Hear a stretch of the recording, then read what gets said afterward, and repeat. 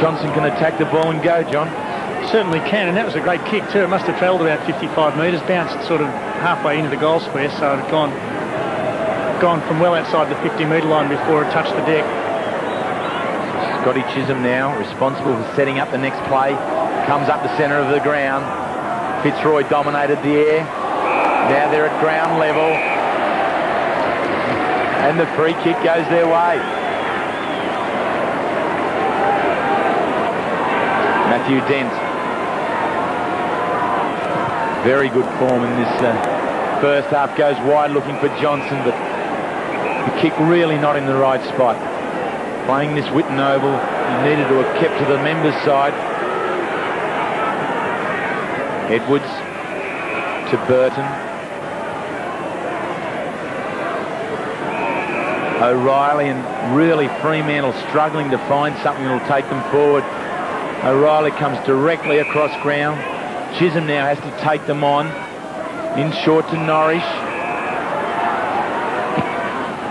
His kick is pressurised. Durkay couldn't complete it. Pike does it at ground level to Barker. Barker finds the space he needs. Hawking in front.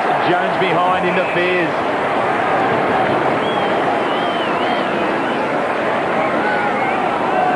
Hawking has really been very creative across half forward. Free kicks, Fitzroy 17, Fremantle 11. Cassidy. The left footer. Going to centre half forward. The spoil falls into the true attacking position for Fitzroy. Slightly members side. Johnson thinks it's one for him. Mellington takes it. Bamford finds room, straightens himself up, kick smothered. Defence of Fremantle working overtime. Kicker breaks it out with one bounce. He now works towards Burton in the true centre half back position. His kick really up and hoping, going nowhere for the Dockers. Rowe now, protected by Wills and the Shepherd. Two bounces. Three, keep going, go all the way. There's four of them. Inside now. The kick, probing to the goal square. They need a mark. McCarthy. Well, Luke Toyer really isn't the man to be on the end of a long kick like that one. And was always going to be under a great degree of pressure. 10-4-3-8. The Dockers got their last goal at the 8-minute mark of the second term. Malloy to Bizzotto in the back pocket. And what about the last, well, 8.5 quarters now the Dockers have played in the AFL. As Bizzotto drives it along this member side wing. Dwyer off hands, in trouble. Tried to go back to Carter. Leach overran it, threw it across to Waterhouse and is duly penalised. You think back to approaching half-time against the Brisbane Bears. That was the round before last. They were cruising 5 goals in front. Terrible second half in that game. Lamentable game last week. And again, they're struggling this afternoon. So they've gone quickly off the boil. Kicker dragged out of it. Bamford beat about 3 of them. Went looking for Johnson. Waters propped in front of him. Coming through is Hawking. Held without it. He'll get the free kick inside the centre square. Chips it out wide. Cassidy. He's cutting them up. Runs inside the 50. Long, penetrating kick at the goal.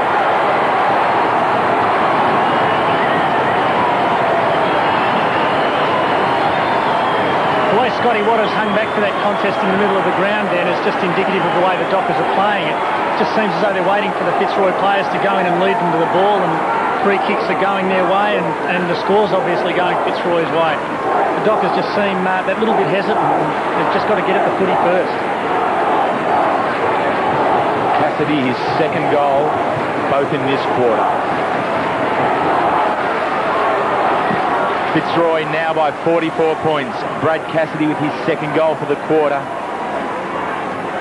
Toyer, a hard-working rover, pushes his side forward. Wills, left-hand flick, but only to Martin Pike. Dent. Been cool in a crisis all day. An undisciplined play there by Chisholm. Advantage given. Johnson. Morton. Anything you want, Corey. He's got it. It's home. Just another example, Terry. Scotty Chisholm led to the ball, had no other option but to try to get away with infringing on the player. Detected by the umpire, advantage call, and Morton runs in and kicks an easy goal. Well, not that it was an easy goal, it was certainly a straight one with the wind, but travelled about 40 or 50 metres. But Fitzroy players are just leading their opponents to the ball and have done so for, if not all of this game, the most of it so far. Well, there's certainly something special happening on the terraces.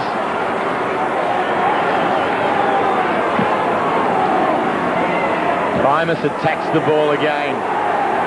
Wires the first one in. Ball spills free now to Leach. Needs to set something up for his side. Man has been well held by McCarthy all day. Leach comes forward again.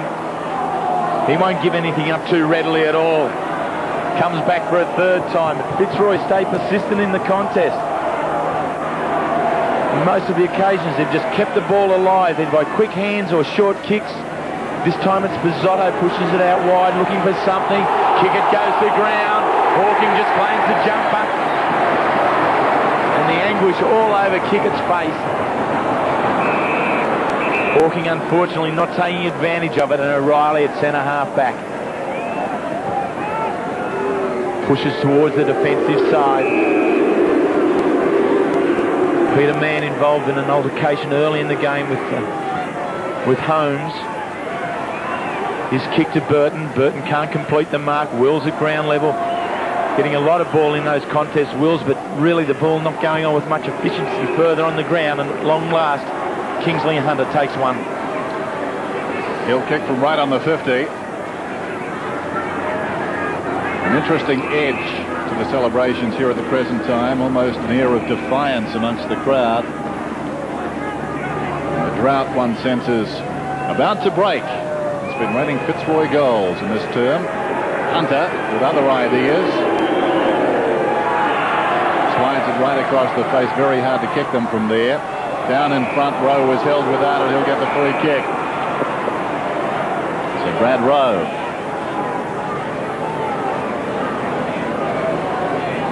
Sharp angle, but he can run around and open it up slightly. Just checking on the man on the mark. They're down 12-4 to 3-8.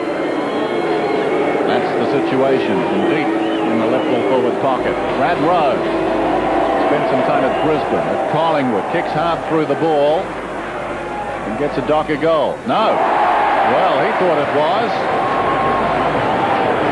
I've got to say, so did I. Had a pretty good angle on that one. When things aren't happening, they don't happen. Malloy down the middle. Barker's in front. Up he goes at the second attempt. Takes the mark. Play on's the call. Gets it away quickly to Dent, who miscues. Not a good effort. Comes to Leach. He's forward of the wing. He's been trying hard. Quinton Leach sends it back inside the attacking 50. Up goes McCarthy, the only man who really wanted the ball. Rowe working under the pack. A whistle and a ball up about 40 metres out. So the margin at 49 points. It was 28 at half-time. Mann props in front, wins it down decisively, but to no one in particular. Wills tries to soccer off the ground. Meantime, it's going to be a Lion free kick. It will be taken by Clayton, who swings it out wide, intended for Primus. He's taking the mark on his chest at right half-back. The big man uses the right foot, not as effectively as what he'd want. Fitzroy claiming and over the line on the full against Jones. The boundary umpire in the best position says no, we will throw it in. Primus and Burton again, Rombotis at the back.